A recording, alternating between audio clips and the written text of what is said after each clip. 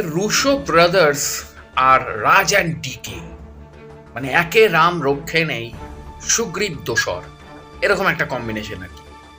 একে Russo brothers, তার সাথে সাথে রাজ অ্যান্ড ডিকে, দুটো কম্বাইন্ড হলে কি হয় বা কি হতে পারে সেটা দেখা যাচ্ছে সিটাডেল হারিবাড়ি। এবং সবথেকে বড় জিনিস, একটা একটা কথা না বলে থাকতেই পারছি না, কিছু কিছু সম্পর্ক হয়তো ভেঙে যাওয়াটা খুব দরকার, মানে ব্যক্তিগত সম্পর্ক, কিছু কিছু ব্যক্তিগত সম্পর্ক ভেঙে যাওয়াটা খুব প্রয়োজন, তাতে মানুষের উন্নতি হয়।